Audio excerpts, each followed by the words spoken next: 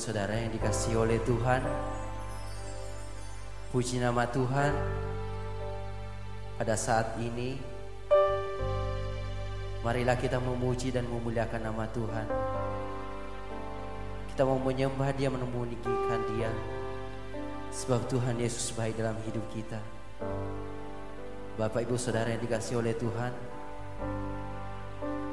kita berada di tempat ini, kita masih memuji dan memuliakan nama Tuhan. Itu bukan karena kuat dan hebat kita, tapi semua karena anugerah Tuhan dalam hidup kita. Bapa, pada saat ini Tuhan, ini kami anak-anak-Mu Tuhan. Ini kami setiap jemaat-Mu Tuhan, yang ingin mau memuji dan menyembah Engkau Bapa. Kau tahu setiap isi hati kami Tuhan. Setiap apa penyembahan pujian kami yang kami naikkan di hadapan-Mu Tuhan, kiranya dapat berbau harum dalam hidup kami ya Bapa. Terimalah persembahan kami Tuhan. Terimalah pujian kami Tuhan. Kami mau berikan sepenuhnya kepada Engkau Bapa. Haleluya Yesus.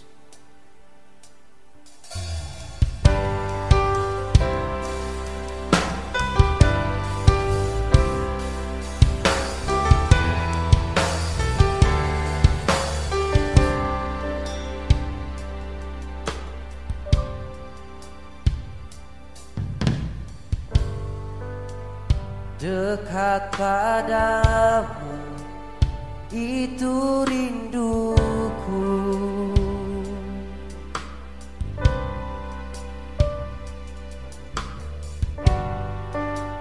setiap kataku kau pun menunggu. Tak kusangka ku temukan satu kasih yang abadi. Kini ku datang dan ku bawa hidupku,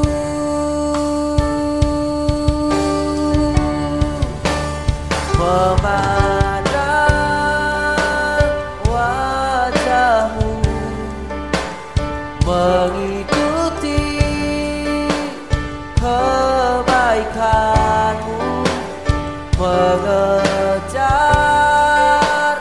hadir-Mu dalam hidupku.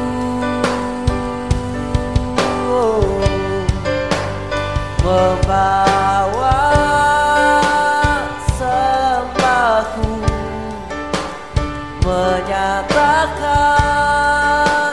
kebesaran-Mu, mengejar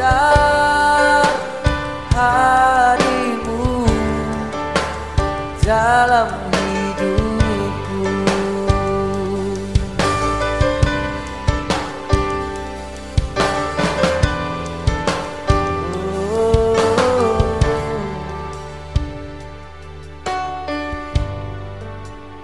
Dekat padamu itu rinduku,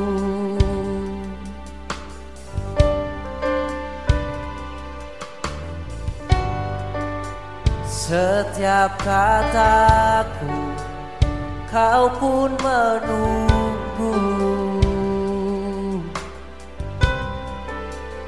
Tak kusangka ku temukan satu kasih yang abadi.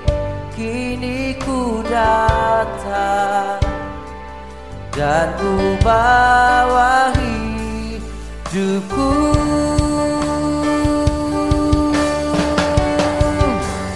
memandang wajah-Mu, mengikuti kebaikan-Mu, mengejar hadir-Mu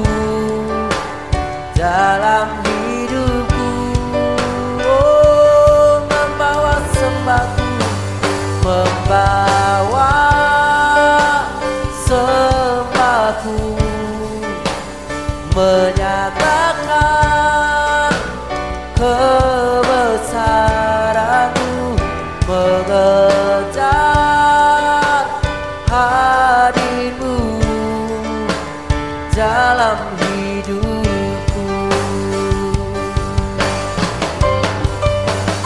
memandang wajah-Mu, mengikuti kebaikan-Mu, mengejar hati-Mu dalam hidupku.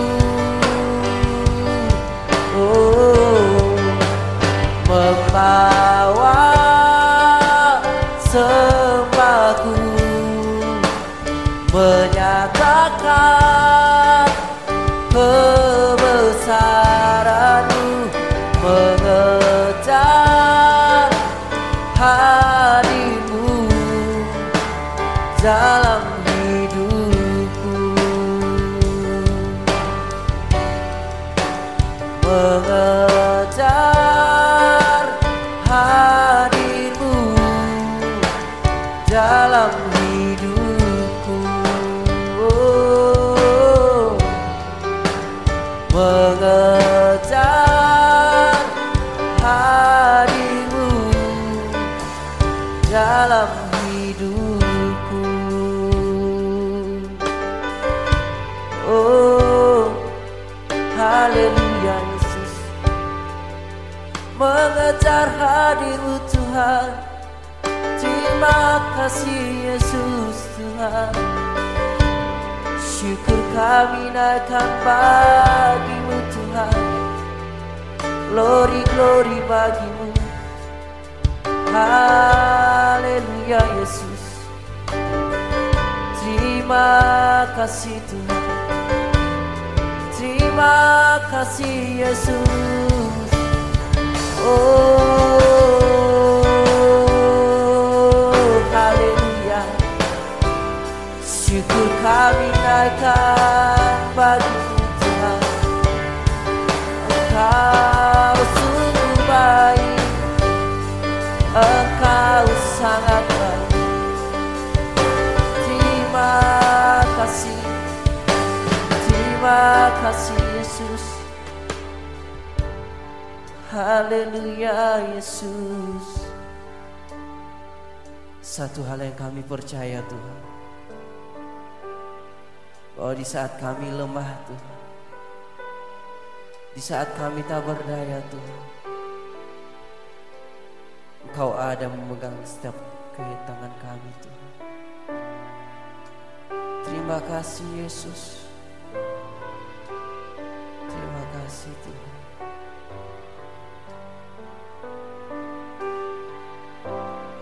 Yesus memegangku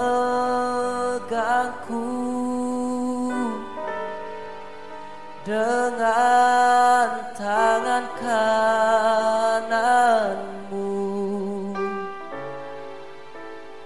Yesus memberiku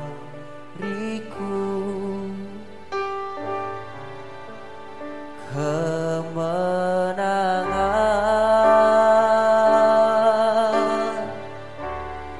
Yesus memegangku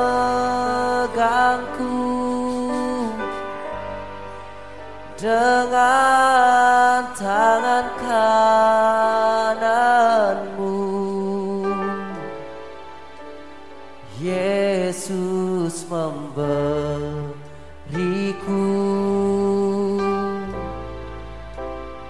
kemenangan.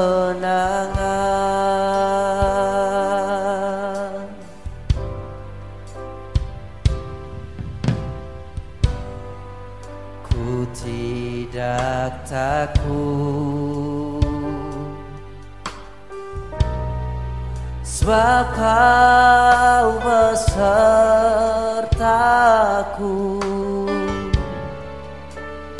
Ku tidak bimbang, sebab Engkau Allahku. Engkau meneguhkanku, bahkan menolongku.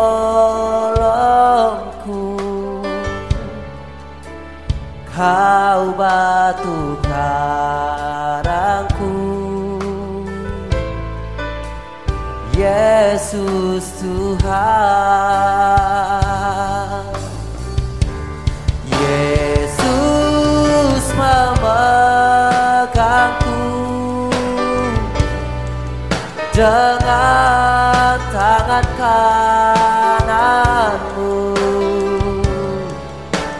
Yesus memberiku kemenangan. Oh, Yesus memegangku dengan tangan kananmu. Yesus memberiku kemenangan. Yesus memegangku dengan tangan kananmu. Yesus memberiku kemenangan. Yesus memegangku dengan tangan kananmu. Yesus memberiku kemenangan.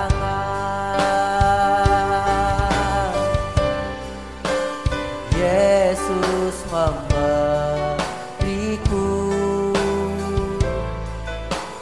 kemenangan.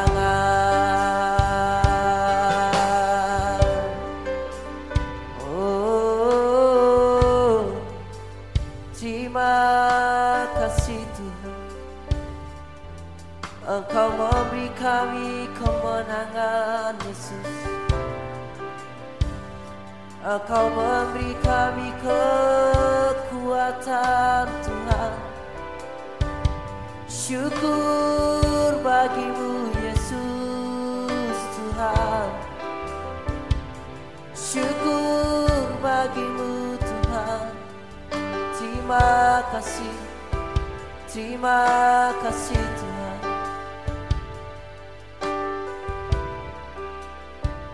Oh, haleluya Yesus. Bila hati terasa berat, tak seorang pun mengerti bebanku. Ku tanya Yesus,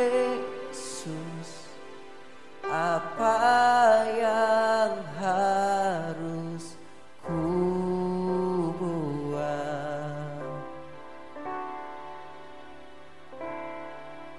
Dia berfirman, mari datanglah.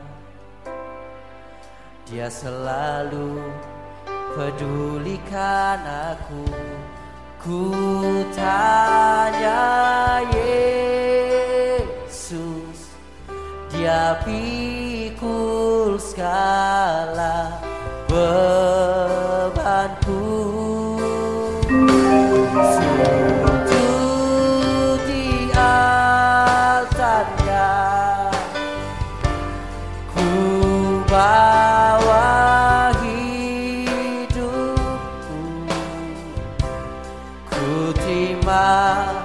anugerahnya, Dia ampuni Dia bebaskanku, Dia ubah hidupku, barui hatiku, sesuatu terjadi saat datang di altarnya.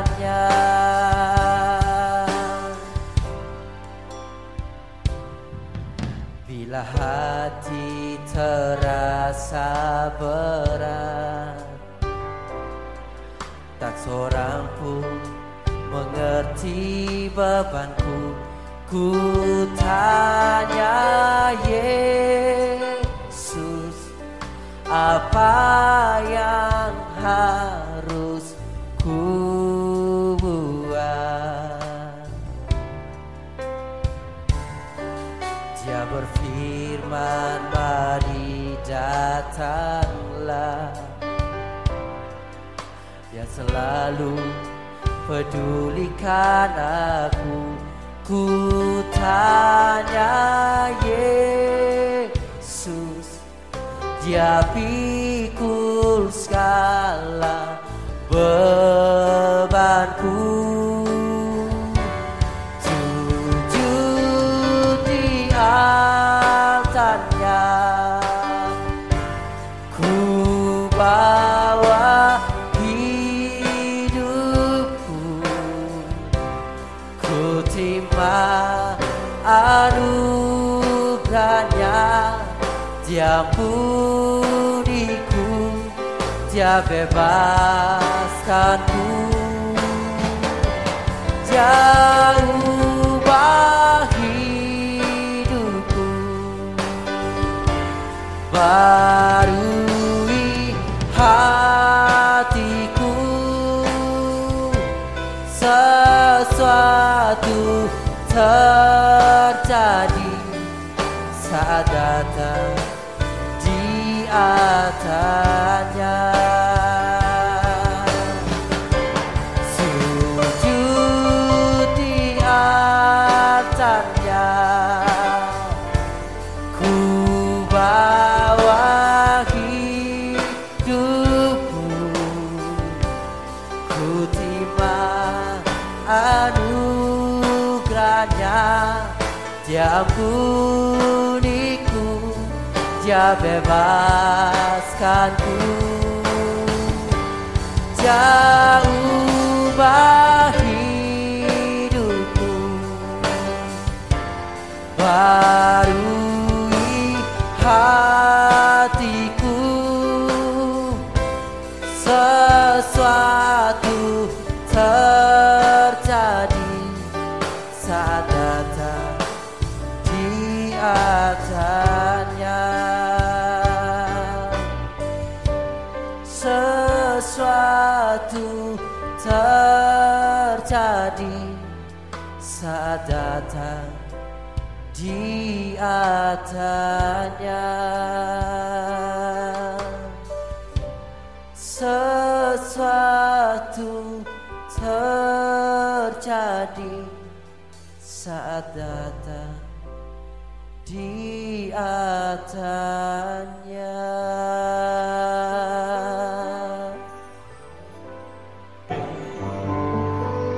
Shalom, puji Tuhan.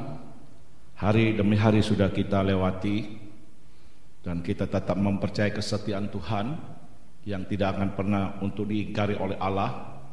Dan Allah yang berpegang teguh pada perjanjiannya sekali-kali tidak akan pernah meninggalkan kita. Hari-hari sudah kita lewati, dan kita percaya tangan kekuatan Tuhan selalu menopang setiap kita sampai pada di ujung jalan yang kita jalani. Seperti dikatakan, Allah akan membuat semua indah pada waktunya. Puji Tuhan. Mari kita awali untuk mendengarkan firman Allah di dalam doa, dan semua saudara boleh bersama-sama dengan saya masuk di dalam doa. Bapa Surgawi, kami bersyukur sampai hari ini penyertaan-Mu sungguh nyata atas setiap kami. Kami mengakui berapa banyak kali kami sudah tidak punya daya, berapa banyak kali kami tidak punya kemampuan, kami lelah, kami capek. namun begitu pula Engkau selalu senantiasa memberikan penopangan-Mu, kekuatan-Mu, sampai kami boleh tetap ada sebagaimana kami ada pada petang sore hari ini, dalam iman kepadamu. Sungguh semua karena Engkau yang melimpahkan kasih karunia-Mu. Topang terus kami ya Tuhan, dan kekuatan-Mu sampai di ujung jalan kehidupan kami. Kau yang rancangkan atas setiap kami boleh melihat sungguh Engkau Allah yang sangat baik, Allah yang setiawan, Allah yang selalu senantiasa menggenapi dari segala rancangan-Mu yang Kau janjikan atas setiap kami.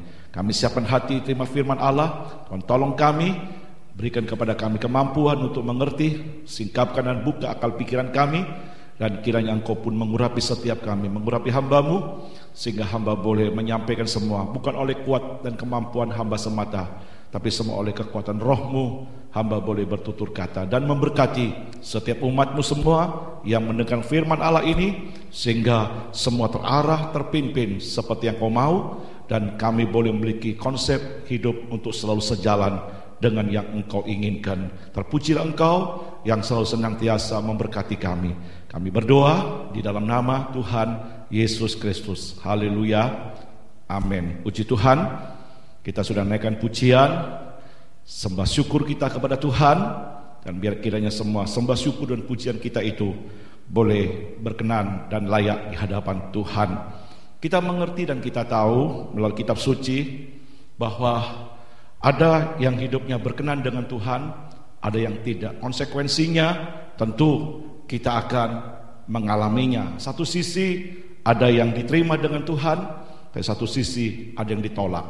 Tentu kita tidak mau dari seluruh apa yang kita sudah kerjakan kita ditolak oleh Tuhan, yang pada akhirnya kita tidak berkenan dan kita tidak mengalami berkat-berkat Allah. Tapi kita semua ingin supaya setiap apapun yang kita perbuat semua berkenan dengan Tuhan, dan semuanya boleh diterima oleh Tuhan, dan Tuhan boleh memberkati kita semuanya. Amin. Puji Tuhan, saudara, kita akan renungkan firman Tuhan secara singkat melalui acara ibadah yang ada di rumah masing-masing, melalui ibadah yang dapat kita lihat di YouTube saudara, di WhatsApp saudara.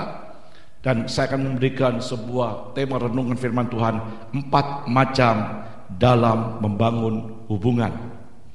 4 macam dalam membangun hubungan ini, saudaraku, adalah pada saat saya berdoa, Tuhan memberikan pengertian kepada saya, dan saya coba merangkumnya dan saya boleh sampaikan kepada saudara. Ini penting sekali untuk kita melihat posisi kita berada di dalam bentuk bagaimanakah di dalam kita membangun hubungan dengan Tuhan maupun dengan sesama, agar kehidupan kita sekali lagi seperti yang saya katakan didapatinya berkenan dengan Tuhan, dan Tuhan boleh menerima semua apa yang kita kerjakan, dan kita boleh diberkati oleh Tuhan.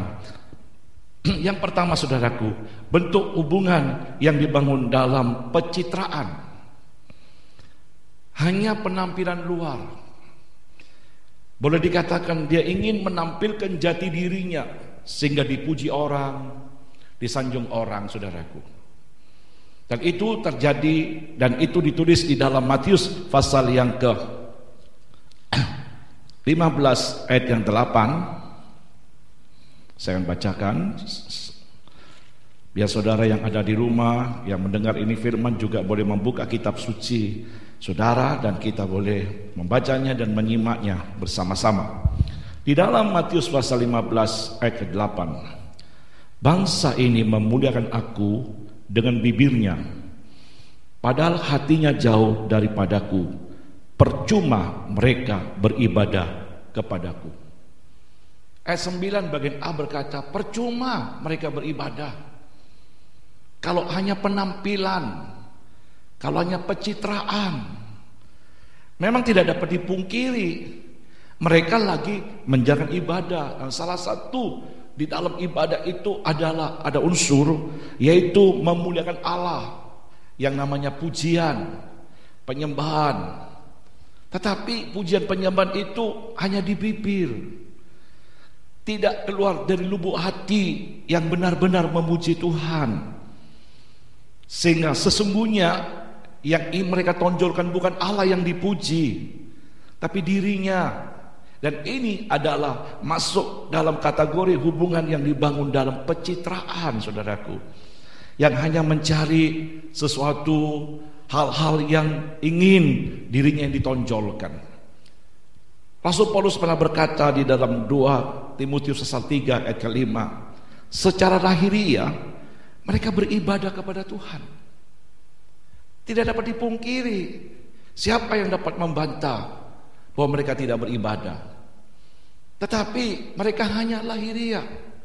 Pada hakikatnya mereka memungkiri akan esensi ibadah itu sendiri. Sehingga yang ditonjolkan adalah dirinya sekali lagi. Rasul Paulus pernah berkata dalam 2 Korintus 4 ayat yang ke-5, bukan diri kami yang kami beritakan untuk dikenal, tapi biarlah Kristus yang kami beritakan, yang menjadi inti dari seluruh ibadah kita. Yesus yang menjadi pusat keberadaan hidup tujuan kita. Untuk kita datang, biar Dia yang dikenal, Dia yang dipuji, Dia diagungkan. Suatu pernyataan dari seorang hamba Tuhan yang bernama Yohanes Pembaptis, biar aku yang berkurang-kurang, tapi engkau yang bertambah-tambah. Tertulis dalam Injil Yohanes 3 ayat 30. Jarang saat ini orang yang punya konsep, tidak apa-apa orang tidak mengenal aku, tidak apa-apa aku tidak diketahui banyak orang bahwa aku berperan di dalamnya, asal Yesus ditinggikan, asal Yesus yang dimuliakan. Tapi semuanya kepingin untuk selalu ada di depan.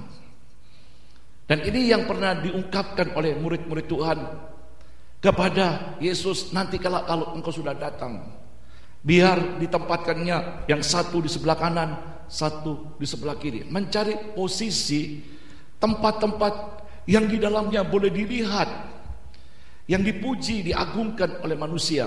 Dan ini adalah suatu hubungan yang dibangun dalam pencitraan, saudaraku. Di dalam doanya yang tertulis di dalam Matius 23, Yesus pernah mengecam orang-orang Farisi, mereka yang ada di pasar-pasar. Mereka mencari penghormatan, kedudukan, dikemas semua dengan doa-doa yang api-api, rasa tersusun rapi, terkesan begitu sangat rohani, menunjukkan rasanya betapa hebatnya rohani seseorang. Tetapi di lubuk hatinya dia ingin supaya semua orang boleh memuji dia, supaya dia disanjung, dia diagungkan. Lalu pujian berkata, wah hebat dia. Dan ini dibangun dengan kemunafikan, dibangun dengan kepalsuan. Manusia bisa dibohongi, manusia bisa mengalami untuk namanya ditipu dengan pencitraan. Tapi firman Allah pernah berkata bahwa Allah tidak melihat seperti apa yang dilihat oleh manusia, yang hanya tampak luarnya, tapi Allah melihat sampai ke lubuk hati yang ada di dalam batin seseorang.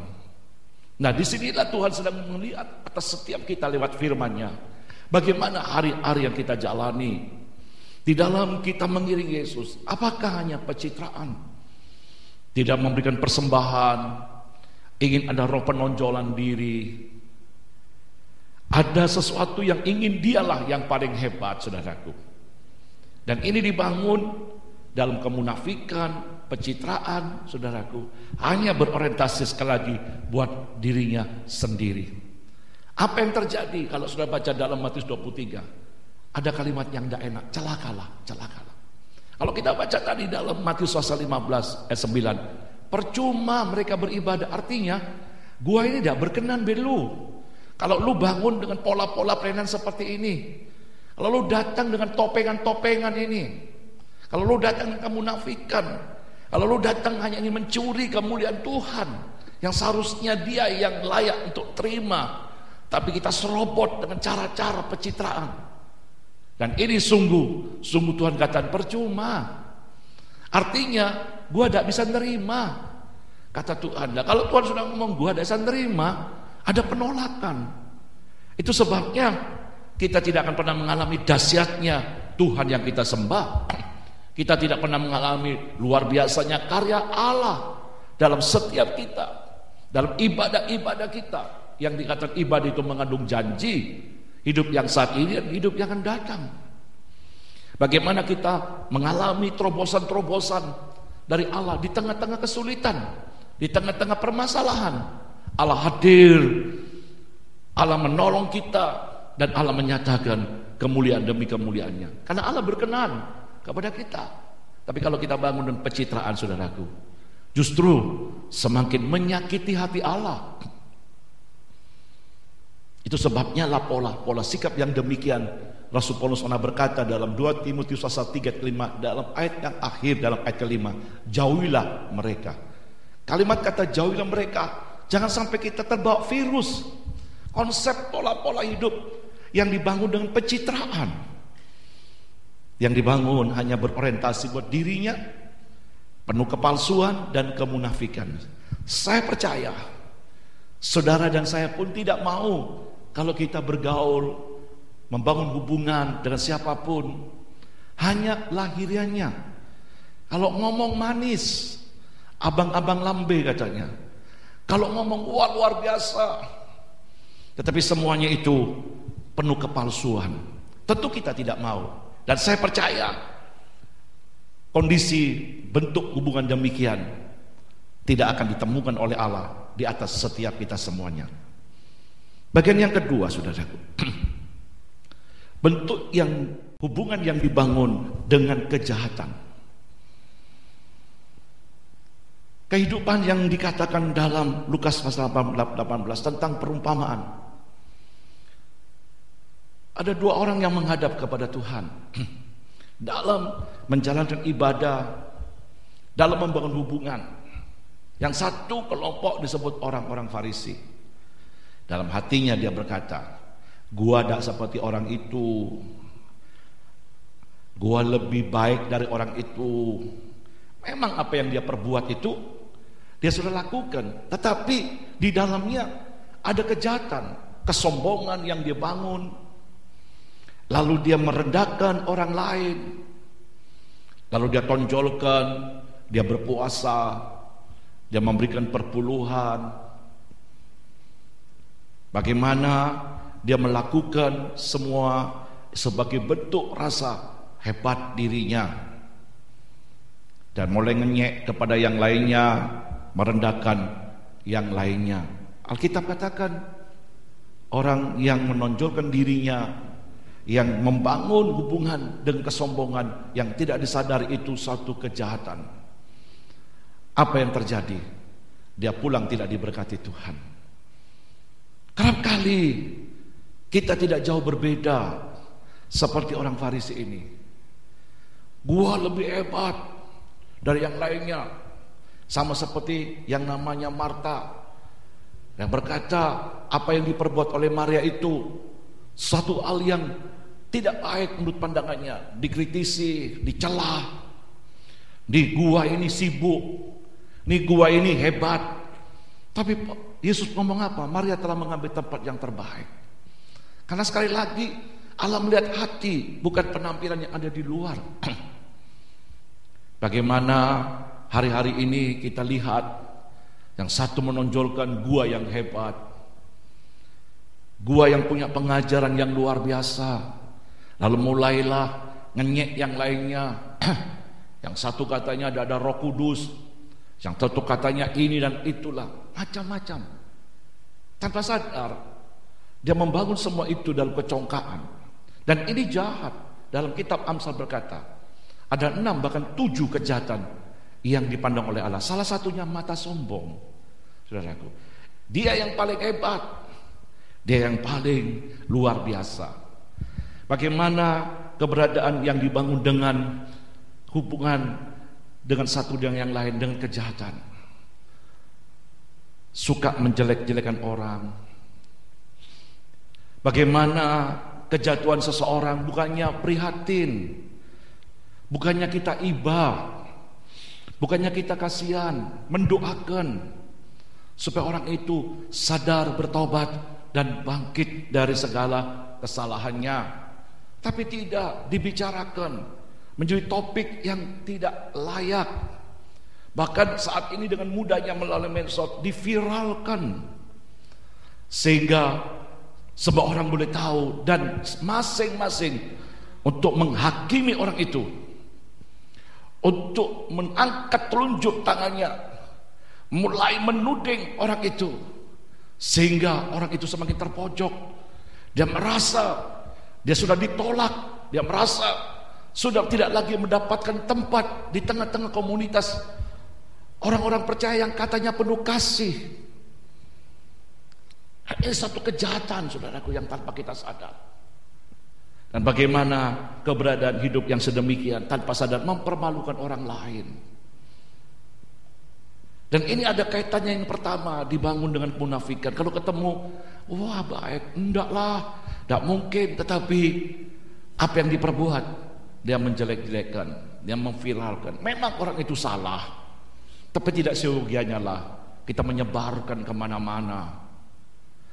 Memang dia salah, tapi tidaklah kita untuk menjelek-jelekan dia, sehingga orang lain pun terbawa virus-virus penghakiman, yang pada akhirnya ikut-ikut juga menghakimi. Bahkan akhirnya pintunya tertutup, tidak ada hati yang terbuka lagi bagi dia. Mari kita mau belajar membangun hubungan, tidak lagi dengan sikap yang dijalankan dengan penuh kejahatan.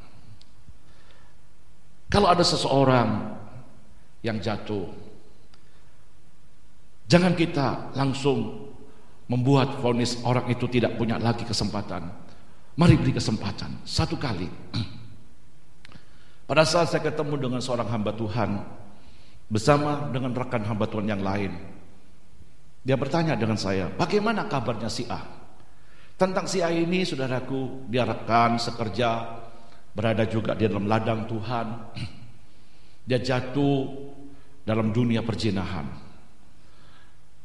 Boleh dikatalah dia pergi dengan istri orang lain. Dan itu memang benar, bukan sekedar cerita-cerita yang kosong. Itu fakta, suatu kenyataan. Pada saat dia bertanya dengan saya, karena kebetulan dia rekan sekerja bersama dengan saya di dalam Tuhan, yang Tuhan percayakan untuk melayani bersama-sama. Saya berkata, iya, doakan aja.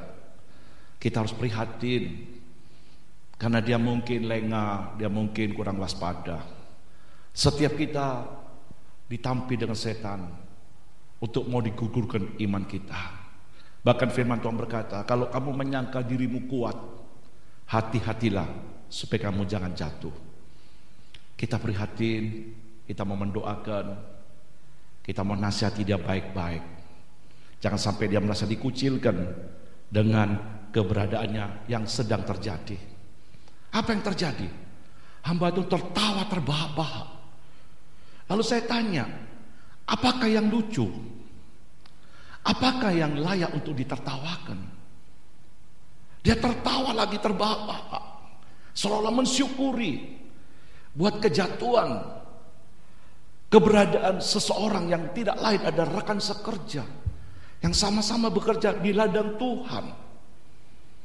Lalu saya berkata, oh, saya mendengar suara setan yang tertawa. Hanya setanlah yang tertawa, saya katakan. Manakala melihat kejatuhan seseorang, dan sekaligus betapa duka citanya Roh Kudus kalau kita hidup mentertawakan kejatuhan seseorang. Itu satu kejahatan, saudaraku. Satu dunia yang tanpa disadari membangun hubungan yang mungkin ada sentimen-sentimen tersendiri, yang mungkin dia merasa tersaingi, atau mungkin dia terbagi popularitasnya, lalu dia terjebak dengan pola-pola sentimenisme lah dan lain sebagainya. Dan saya katakan, tidak selayaknya kita mentertawakan, seharusnya kita berduka. Banyak kali saya mendengar dari beberapa jemaat, dari pelayan-pelayan Tuhan, pola-pola yang demikian dibangun dengan sikap kehidupan yang sungguh menyakiti hati Allah. Bahkan kalau dia mengalami yang terpuruk, dia mengalami kejatuhan yang lebih parah, kita langsung berkata, itu dosa, itu kan akibatnya. Apakah kalau dia datang bertobat dengan Tuhan tidak ada pintu maaf? Seharusnya lah kita memberi kesempatan, membangunkan kembali, untuk menghibur dia, meneguhkan kita. Dalam dunia kejahatan, kadang-kadang kita memalsukan jati diri kita, seolah-olah itu untuk Tuhan pada diri kita. Satu kali Tuhan berkata kepada Saul, itu tumpas bangsa Amalek, yang tertulis dalam 1 Samuel pasal 15. Dari rajanya sampai raja jelata, dari segala binatang hewan yang ada, baik yang tambun maupun yang kurus-kurus, maupun yang bagus dan jelek, harus ditumpas semuanya. Apa yang diperbuat oleh Saul tertulis dalam 1 Samuel pasal 15. Dia pergi melaksanakan dan berperang. Allah memberikan kemenangan, Allah memberikan kekuatan, sehingga bangsa Amalek yang terkenal kuat itu dapat dikalahkan oleh Raja Saul bersama dengan tentara-tentaranya.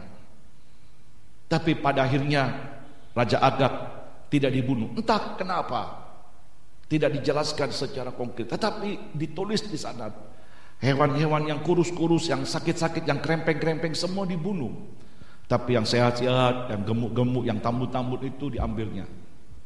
Tuhan berkata, menyesal aku telah mengangkat yang namanya Saul itu. Ada penolakan akhirnya. Kenapa? Karena dia membangun dalam dunia kejahatan. Di dalam kita menjalankan ibadah, di dalam kita menjalankan pelayanan, di dalam kita membangun hubungan, saudaraku, terselip ada yang namanya kehidupan mencari keuntungan di tengah-tengah keberadaan yang ada. Bukannya kita ini untuk mentaati sepenuhnya. Lalu Samuel datang menjumpai Saul. Saul memberi salam manis rasanya. Diberkatilah Tuhan atas hidupmu. Lalu Samuel berkata, suara apa itu aku dengar? Mungkin suara kambing, domba, mungkin suara lembu, sapi, dan lain sebagainya. Oh itu rakyat yang telah mengambilnya. Tetapi aku akan buat semua itu untuk dipersembahkan bagi Tuhan. Manis kelihatannya, tetapi penuh serakah, penuh kejahatan, manipulasi dalam pelayanan, hanya mencari keuntungan, mengkomersilkan semua yang ada hanya untuk bagaimana dia mengeruk keuntungan. Apakah Tuhan tidak senang kalau melihat gerejanya diberkati? Apa Tuhan tidak senang kalau melihat saudara semua diberkati? Apa Tuhan tidak senang kalau melihat hambanya untuk tidak diberkati? Bagaimana jadinya kalau gereja kere? Bagaimana jadinya kalau semua jemaat di dalam semua serba kekurangan di bawah standar kehidupan yang ada? Bagaimana kalau hamba-hamba Tuhan itu hidupnya semua serba kekurangan? Dalam keberadaan demikian mempengaruhi sebuah kesaksian. Walaupun kita tidak lalu menjadi berkaya-kaya, itu menjadi satu kesaksian. Tetapi bagaimana kehidupan Allah akan memberkati hamba-hambanya, sehingga hambanya tidak gampang ke sana ke sini, hanya berpiutang, seolah-olah tidak menunjukkan kemampuan Tuhan untuk memelihara. Nah ini dunia kejahatan, saudaraku, mengkomersilkan, memanfaat yang ada hanya untuk bagaimana mengeruk keuntungan yang ada. Demikian pula, saudaraku, dunia kejahatan seperti yang tadi saya katakan dari orang Farisi itu. Dia menari-nari di dalam penderitaan orang lain. Begitu orang lain dikecam, begitu orang lain mulai menyudutkan dia, begitu orang lain ikut-ikut mengambil dengan telunjuknya, tanpa sadar, saudaraku, kita tetap membunuh orang itu. Dan pada akhirnya kita masuk dalam dunia kejahatan. Kelihatannya benar, katanya dirinya suci, padahal dosa tidak hanya dalam kategori tertentu. Dia bisa jatuh dalam dosa karena perkataan. Dia bisa jatuh karena dosa karena lidahnya yang mempengaruhi banyak orang. lalu menciptakan opini yang pada akhirnya mendatangkan suatu keberadaan hidup yang menghancurkan banyak orang dengan kehidupan yang ikut-ikut menghakimi orang-orang yang sudah jatuh. Mari kita berdoa agar kiranya Tuhan menolong kita. Kita tidak mengendaki orang lain jatuh, tapi kalau orang lain jatuh, mari kita menjadi sahabat bagi dia. Karena kita pun juga mau dijatuhkan. Dan kalau kita bisa tegak dalam iman sampai hari ini, semua karena pertolongan Tuhan. Tapi jangan lupa bahwa kita tetap manusia yang perlu penopang Tuhan setiap waktu. Bahkan Tuhan katakan, biar yang kuat menopang yang lemah. Bukan sebaliknya, yang kuat itu menginjak-injak yang lemah. Mari gereja sadarlah. Mari hamba-hamba Tuhan sadarlah. Bangun dalam pola hubungan yang benar. Saling bergandengan tangan seperti nyanyian pujian, bergandengan tangan mendaki ke bukit Sion. Bagian yang ketiga, saudaraku, karena waktu yang tidak mungkin saya bisa perpanjang lebarkan, mengingat suatu bentuk ibadah yang berbeda seperti biasanya yang dapat kita lakukan dalam ibadah-ibadah yang kita adakan di dalam gereja lokal masing-masing. Bagian ketiga, bentuk hubungan yang dibangun dengan minim untuk mengucap terima kasih. Wangel untuk mengucap terima kasih. Cepat melupakan semua kebaikan-kebaikan yang pernah ada. Bangsa Israel adalah bangsa yang minim mengucap terima kasih. Selalu disertai dengan persungutan, omelan. Padahal kebaikan Tuhan tidak kurang-kurang. Karena pemahaman, pengenalan kepada Allah yang begitu minim, sehingga setiap peristiwa yang terjadi, semua itu dikemas dengan persungutan. Kalau tidak cocok dengan dirinya, kalaupun cocok dengan dirinya, sesaat dia gampang memuji Tuhan, tapi setelah itu gampang pula melupakannya. Bagaimana pada waktu bangsa Israel keluar dari kejaran tentara Firaun, yang diperhadapkan di depannya ada laut teberau, dan Allah telah mengadakan mujizat yang luar biasa. Laut itu terbelah menjadi dua. Kita tahu ceritanya, bagaimana bangsa Israel dipimpin dengan tangan yang kuat melalui pernyataan kehadiran Allah yang melalui tiang awan dan tiang apinya itu menghantar bangsa Israel sampai di seberang laut teberau. Apa yang terjadi? Bagaimana gegap gempita orang-orang Israel yang dipimpin oleh seorang nabi yang bernama Miriam dengan rebananya memuji Tuhan. Suatu hal yang luar biasa, satu hal yang dahsyat. Tapi beberapa selang waktu mereka berjalan, mereka menemukan air yang pahit yang disebut Mara itu. Kita jumpai mereka bersungut-sungut. Kita jumpai mereka marah-marah, nyalakan Musa. Lalu mereka berkata, lebih baik balik ke Mesir. Mereka dalam minim mengucap syukur di balik apa yang terjadi. Mereka tidak bisa melihat ini kebaikan yang Allah perbuat, yang tidak serta-merta hanya berkat, yang tidak serta-merta, saudaraku, hanya sesuatu yang mengenakkan, tapi ada bagian-bagian proses hidup yang Tuhan sedang kerjakan untuk membawa kedewasaan bagi kita. Kita kerap kali seudon, kerap kali kita berprasangka buruk dengan Allah, sehingga kita bersungut-sungut, kita marah-marah dengan Tuhan. Baru aja melihat pertolongan Tuhan, cepat begitu melupakan. Yang lebih parah lagi, mereka yang ada di kaki Gunung Sinai, dalam Keluaran pasal 32, mereka masih melihat halilintar, guntur, sambar menyambar, begitu dahsyatnya, di mana Allah berbicara langsung dengan hambanya yang bernama Musa. Sementara mereka menantikan Musa turun dari Gunung Sinai, mereka membangun anak lembu emas. Bukannya mensyukuri Allah yang setia hadir bersama-sama dengan mereka, walaupun mereka ada di padang gurun, walaupun suatu tempat yang tidak nyaman, suatu tempat yang tidak kita senangi, tapi Allah menginginkan sementara waktu kita ada di sana. Karena endingnya dari pimpinan Tuhan bukan tinggal di padang gurun untuk selamanya, tapi tanah perjanjian yang telah disumpahkan kepada Abraham, Ishak dan Yakub, yang ditegaskan dalam pernyataan Allah yang menampakkan diri kepada Musa pada saat Musa mengembalakan, akulah Allah ayahmu, Allah Abraham, Allah Ishak, Allah Yakub. Dan ditegaskan di sana, aku telah mendengar seru doa tangisan mereka. Dan aku datang menggenapi firmanku yang telah aku sumpahkan kepada nenek moyangmu, yang disebut Allah Abraham, Allah Ishak, Allah Yakub. Jadi bukan di padang gurun lah, tapi padang gurun itu bagian proses yang Allah sedang kerjakan untuk membawa kebaikan bagi kita, untuk membuat nilai plus, nilai tambah. Tetapi kerap kali kita hadapi semua, kita minim dengan ucapan syukur. Persungutanlah, amarahlah yang diperdengarkan. Bahkan akhirnya mereka sungguh menyakiti hati Allah. Bukannya berterima kasih, tapi mereka berkata bahwa anak lembu emas inilah yang telah memerdekakan mereka. Anak lembu emas ini yang telah membebaskan mereka dari tanah Mesir.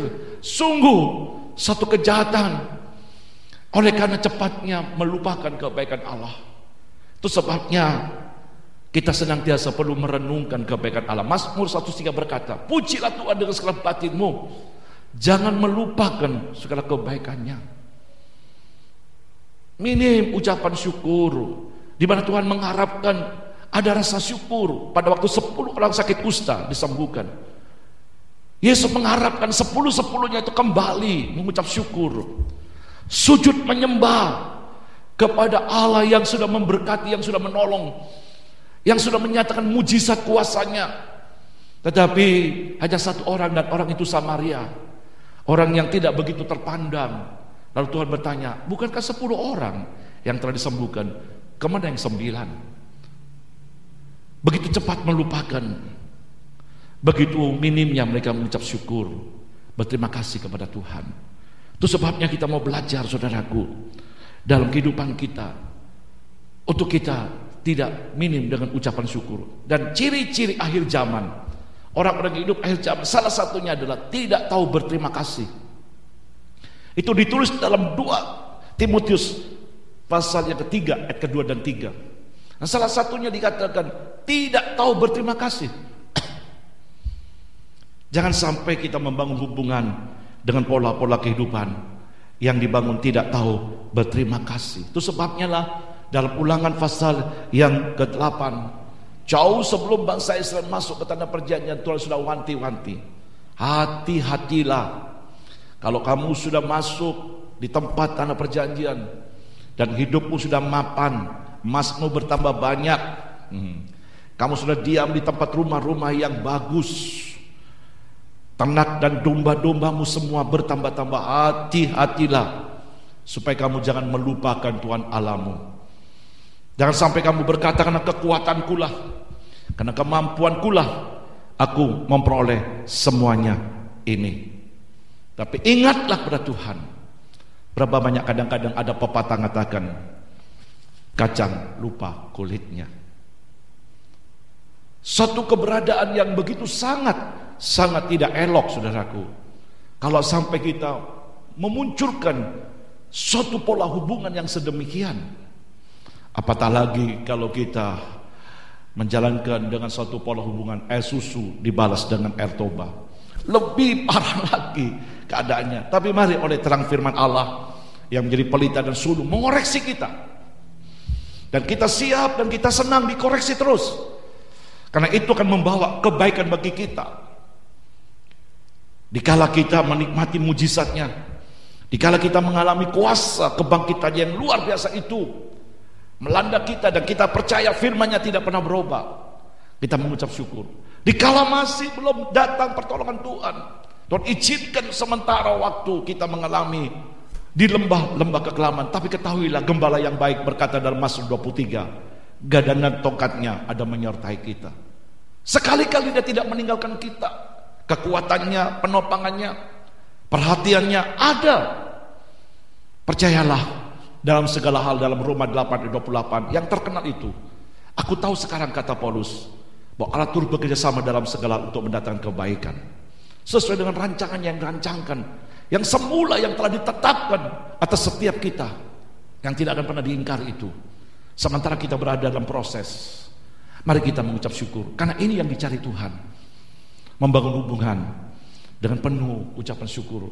Dalam 1 Tesalonika 5 dikatakan ayat 18, mengucap syukurlah dalam segala hal, karena itu yang didapati berkenan kepada Allah. Dampak dari keberadaan orang yang bersungguh-sungguh dikatakan dalam 1 Tesalonika 10. Salah satunya mereka adalah kategori orang-orang yang tidak diizinkan oleh Allah masuk ke tanah perjanjian. Karena mereka membangun hubungan dengan Tuhan hanya penggerutuhan, omelan, marah-marah, semua disertai hanya dengan negative thinking, dengan pikiran yang jelek, tanpa kita mau mengemas dengan pola pemikiran yang benar, dengan positive thinking. Dengan positive thinking, pikiran kita dikatakan dalam Filipi 4, pikirkan yang sebaik suci, yang sedap didengar dan lain sebagainya. Nah, biarlah kiranya itu boleh melengkapi pikiran kita. Dikala kita mungkin menghadapi begitu banyak dalam perjalanan kita yang tidak mengenakan mungkin, mari kita belajar Tuhan yang baik dan sangat baik, dan Dia yang baik dan sangat baik. Dia tidak pernah berubah dan Dia tidak pernah gagal dalam semuanya. Yang membuat gagal karena kita sendiri yang membangun hubungan minim dengan limpah ucapan syukur. Di tengah cambukan sekalipun dikatakan bahwa seorang ayah yang mengasihi anaknya, dia tidak akan pernah menahan akan rotan dan tongkatnya. Di sanalah didikan diberikan, di sanalah sebuah pendisiplinan diberikan. Itu bentuk kasih. Mengucap syukurlah, bangun diri untuk tidak cepat melupakan semua kebaikannya. Dia tetap baik dan Dia sangat baik sampai selama-lamanya. Bagian yang keempat, yang terakhir, bentuk bangunan atau bentuk hubungan yang dibangun dalam kasih. Saya teringat dalam 1 Samuel pasal 18 antara Yonatan dengan Daud, satu gambaran yang luar biasa. Siapa Yonatan? Yonatan adalah putra mahkota, pewaris yang akan melanjutkan tahta pemerintahan dari sang ayahnya yang bernama Saul. Siapa Daud? Seorang pengembala domba yang tidak populer, orang yang berada di pinggiran mungkin, bukan dari dunia bangsawan. Tapi Yonatan melihat Allah menyertai Daud. Yonatan melihat bahwa Allah berpihak kepada Daud. Yonatan mengerti bahwa Allah punya rencana dengan apa yang sedang diperbuat oleh Daud. Yonatan tahu persis kemenangan Daud atas Goliat bukan karena kekuatannya, tapi karena penyertaan kuasa Tuhan yang luar biasa. Pada saat ayahnya niat membunuh karena iri hati dan lain sebagainya yang menguasai hidupnya, Yonatan, saudaraku, dia membangun hubungan dengan kasih. Dia tidak ikut-ikut berkata, singkirkan, ini orang menjadi batu sandungan, ini orang jadi bahaya untuk masa depan kepemimpinanku. Tapi Yonatan, dia demikian. Dikatakan dalam 1 Samuel pasal 18 ayat kedua dan 3, sudah baca di rumah. Nanti melalui YouTube ini akan tertulis juga di layar setiap apa yang Anda boleh lihat dalam HP saudara. Dikatakan maka terpadulah jiwa Yonatan dengan Daud dan mengasihi seperti dirinya sendiri. Bagaimana jubahnya diberikan kepada Daud, anak panahnya, pedangnya, semuanya. Dengan lain kata, dia ingin melihat kesuksesan, dia melihat keberhasilan Daud lebih lagi dari hari-hari yang sudah dia perbuat. Suatu hubungan yang tidak dibangun untuk mencari kepentingan sendiri, memanfaatkan orang lain, tapi dia justru menjadi penyokong, pendukung, tanpa harus ada iri hati dan dengki. Senang melihat orang diberkati, senang melihat orang lain menjadi berhasil. Waktu kita mendengar bagaimana seseorang dipakai Tuhan dengan luar biasa, banyak jiwa-jiwa bertobat, mereka tinggalkan penyembahan yang bukan Allah pada hakikatnya, dan mereka bertekuk lutut dengan lidahnya mengaku Yesus Tuhan. Walaupun mungkin ada banyak perbedaan yang tidak cocok dengan doktrin yang kita mungkin pahami, yang kita harus sadari bahwa pengetahuan kita tentang anak Allah belum sempurna. Masih banyak hal yang kita perlu pelajari, tapi kita sudah menganggap diri kita sempurna. Lalu kita mulai tidak senang melihat keberhasilan orang lain. Kita ciptakan gosip lah, bahkan mempengaruhi. Sungguh ini bukan suatu hubungan yang Tuhan kendaki. Tapi kita mau belajar dengan Yonatan. Niat dari ayahnya yang ingin membunuh akan Daud selalu digagalkan oleh karena bocoran-bocoran yang dilakukan oleh Yonatan. Allah bisa untuk memberikan pernyataan itu, pelindungannya tanpa harus terlibatnya Yonatan, tetapi Allah melihat bagaimana kasih yang dibangun, terpadunya jiwa mereka seperti mereka mengasihi diri sendiri. Kita mau belajar seperti Yonatan dalam membangun. Suksesmu adalah suksesku, kegagalanmu adalah kegagalanku. Dikatakan dalam firman Tuhan dalam kitab Roma pasal 12:15, menangislah dengan orang yang menangis, tapi bersukacitalah dengan orang yang bersukacita. Takkanlah keberadaan Daud dalam keadaan yang susah, pedih hati rasanya daripada Yonatan. Dia tidak menghendaki Daud mengalami kesusahan yang lebih lagi. Dan betapa senangnya waktu Daud bisa lolos, betapa senangnya waktu Daud bisa bebas. Terlebih-lebih kalau Yonatan diizinkan masih hidup, boleh melihat Daud menjadi raja. Yonatan berkata, aku bangga, aku senang. Inilah bentuk hubungan yang indah yang Tuhan inginkan, yang menganggap orang lain lebih utama dari kita, seperti dikatakan surat Paulus kepada jemaat yang ada di Filipi pasal 2, anggaplah orang lain lebih utama. Jangan diri kita yang kita tonjolkan semata. Kita mungkin diberi karunia yang luar biasa, tapi Tuhan mungkin memberikan karunia yang tidak begitu menonjol. Salah satu anggota tubuh mungkin yang biasa, tapi mari kita beri penghormatan. Karena bagaimanapun juga kita tidak sempurna tanpa anggota tubuh yang lain. Tapi kerap kali tidak demikian, tapi lewat firman Tuhan boleh menerangi setiap hati kita semua untuk kita belajar, supaya kita juga melihat kesenangan dan suksesnya orang lain. Begitu orang lain berhasil, nama Tuhan dipermuliakan melalui pelayanannya, banyak jiwa-jiwa dimenangkan. Begitu gereja Tuhan, baik dalam jemaat lokal yang ada ini, kita melihat satu dengan yang lain, mari kita senang dan kita bahagia. Bahkan kita mendoakan selalu senantiasa buat kesuksesan mereka yang notabenanya semua kiranya bagi hormat kemuliaan nama Tuhan. Saudara yang dikasihi Tuhan, itu yang dikatakan oleh Yesus kepada Natanael. Inilah orang Israel yang sejati, yang tidak ada kepalsuan. Biar kiranya Allah menopang kita seperti ditulis dalam Yohanes yang pertama ayat 47. Tidak ada kepalsuan. Kita adalah orang-orang Israel yang sejati. Kita adalah orang-orang percaya yang sejati. Kita adalah hamba Tuhan yang sejati di hadapan Tuhan. Dikala kita masih banyak kekurangan, biar kiranya kita terus diperbarui oleh terang firman Allah. Kan saya bacakan ayat yang terakhir dalam renungan firman Tuhan yang singkat ini, yang saya meyakini Roh Kudus menolong dalam pemberitaan ini dan memberkati kita semua.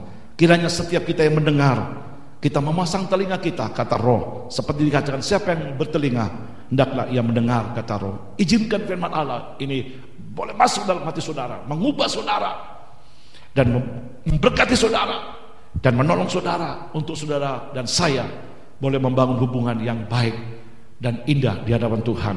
Dalam 1 Tesalonika pasal 3 ayat yang ke 12 sampai 13. Dan kiranya Tuhan menjadikan kamu bertambah-tambah dan berkelimpahan dalam kasih seorang terhadap yang lain dan terhadap semua orang, sama seperti kami juga mengasihi kamu. Ayat 13, kiranya Dia menguatkan hatimu supaya tak bercacat dan kudus di hadapan Allah dan Bapa kita pada waktu kedatangan Yesus Tuhan kita dengan semua orang kudusnya. Mari kita mau bertambah-tambah, semakin baik hubungan kita, semakin mesra, semakin intim, baik dengan Tuhan maupun dengan sesama, baik sesama rekan-rekan hamba Tuhan. Mari sudah saatnya gereja Tuhan bergandengan tangan, hanya dengan satu motivasi, hanya satu visi, biar Dia yang ditinggikan, biar hanya Dia yang diagungkan, biar Dia yang dibesarkan, hanya Dia yang layak terima semua pujian dan kemuliaan, kuasa serta kekuatan sampai selama-lamanya. Kiranya firman Allah memberkati kita, menolong kita, mengoreksi kita. Manakala kita didapati membangun hubungan hanya pencitraan, sudah tidak akan pernah mengalami sesuatu yang didapati berkenan dengan Tuhan. Penolakan akan terjadi. Kalau itu terjadi pada saya mau bertobat. Kalau itu yang mewarnai hidup saya mau berubah.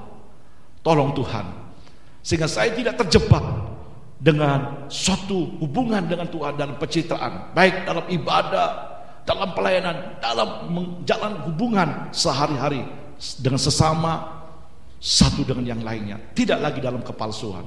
Kita mau bertobat. Kalau kita sudah lolos dari hari ini, bersyukur. Semua bukan karena kekuatan kita, tapi karena anugerahnya. Kalau kita membangun hubungan mungkin dengan dunia kejahatan, kita ingin mensikut orang lain, kita ingin menghancurkan orang lain, memecah belah, kita memanfaatkan semua, mengkomersikan semuanya hanya untuk kepentingan kita, sehingga kita merasa diri kita lebih hebat dari yang lainnya. Begitu kejatuhan seseorang, justru kesempatan kita untuk menginjak-injak. Dijauhkan Tuhan kiranya hal sedemikian menguasai hidup kita. Mari kita berkata, aku bisa hanya karena anugerahnya. Aku bisa karena semua karena kasih karunia-Nya. Kalau bukan karena anugerah kasih setianya yang menopang aku, udah lama aku akan jatuh juga seperti itu. Tapi karena anugerahnya lah, sehingga saya boleh dibangun dengan kekuatan Tuhan, sehingga kita boleh membangun yang kuat untuk yang lemah. Bagian yang ketiga, jangan kita minim dengan ucapan syukur. Baik semasa kita diproses dengan hal yang tidak enak,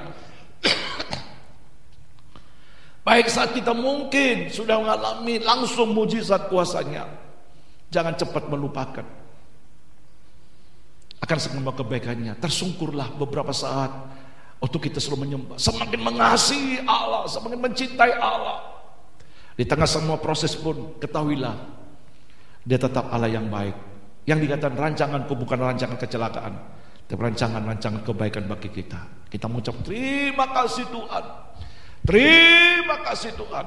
Dan begitu kita berkata terima kasih Tuhan, kita membuka kesempatan bagi Allah berkarya lebih lagi dengan leluasanya untuk mewujudkan setiap rencananya.